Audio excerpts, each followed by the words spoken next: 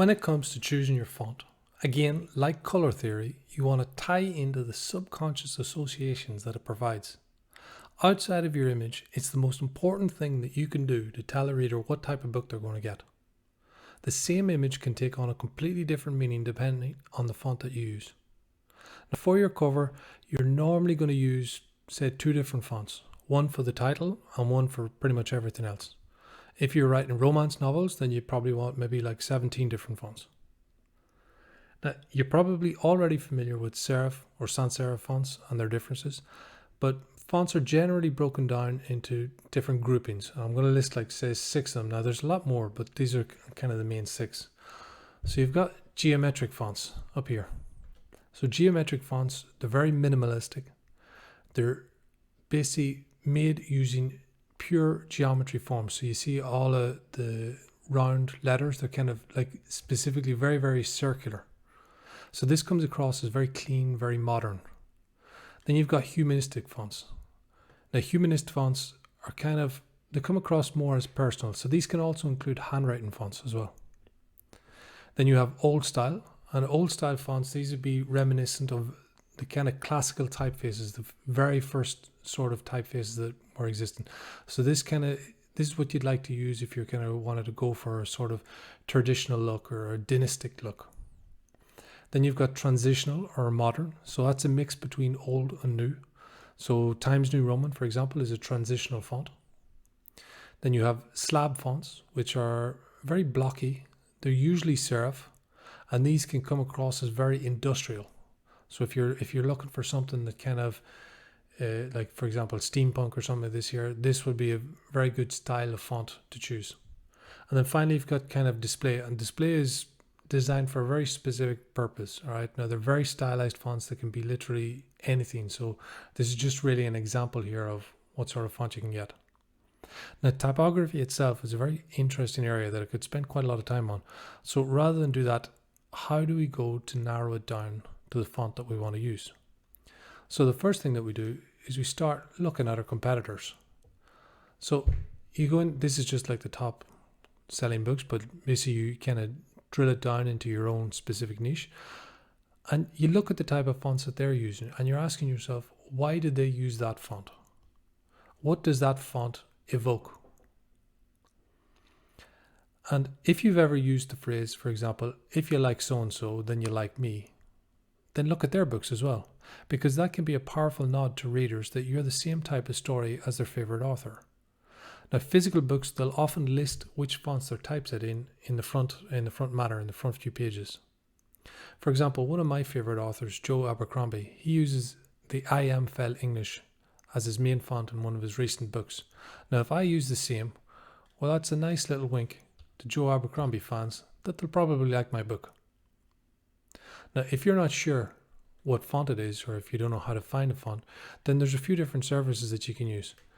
You can use Identifont. Again, you can answer a number of questions and it'll kind of narrow it down for you, or upload an image. Then there's Font Squirrel, and then What the Font. So a lot of these kind of based on, you just upload an image and it'll do a search based on that, or you can answer different questions. So once we have the kind of font that we use, or the font that we'd like, where do we get them? Now, there are any number of free font sites, but please check the license of any font that you download. Okay, just because it's on a free font site or it's free to download does not mean that it is free to use for commercial purposes.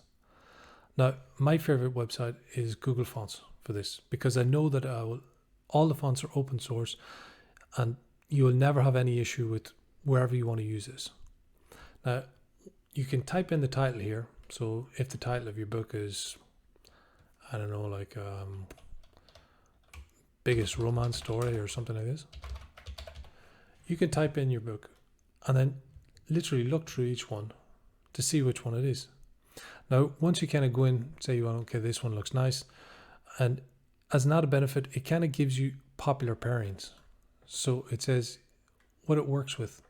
So this is really good if you're looking for your second font, which would be good for example, your name or any sort of additional text that you want to put on the front cover.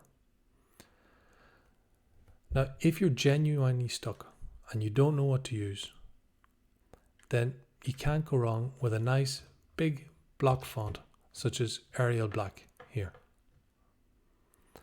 Now it's very simple, but it's kind of like, it's my workhorse font. If I ever just kind of need to get a book cover out and I don't know what to use, Arial Black is the way to go. It also reads excellently in a thumbnail view because it's very thick, very big. Now you can also write your own title if it's that type of book. Now this adds a very nice, unique touch. Ideally, you'd do this if you had access to a drawing tablet and a program that smooths out your handwriting. So we'll go over layout in a future video, but I'll talk quickly here about some do's and don'ts of your title. So watch out for text contrast.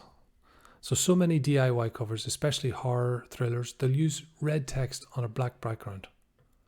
And this is fairly unreal. Like it kind of hurts the eyes to look at.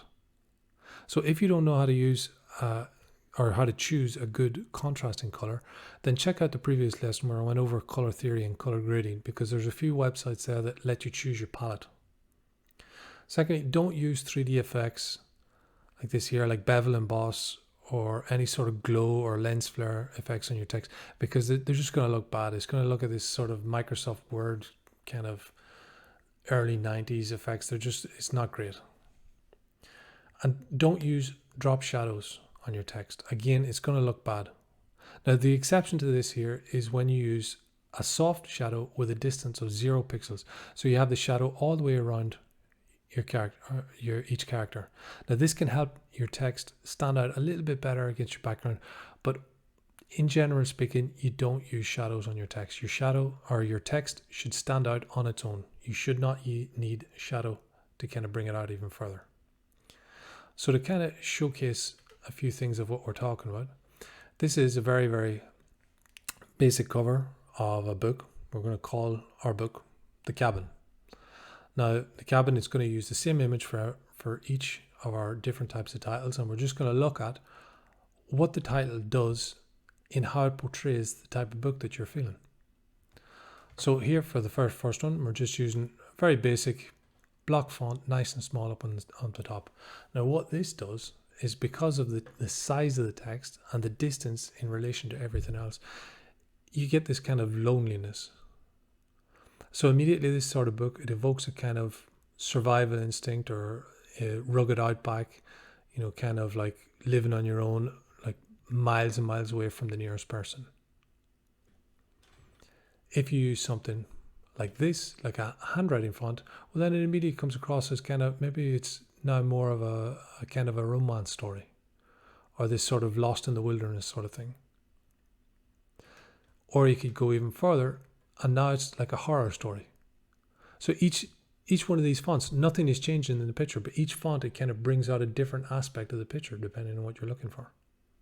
Now you can even kind of juxtapose different things. So if we have, say for example, our nice little lovey-dovey font, and then I don't know, smack a nice big bloody handprint over it, well then now it suddenly becomes like this kind of love/horror/psycho story.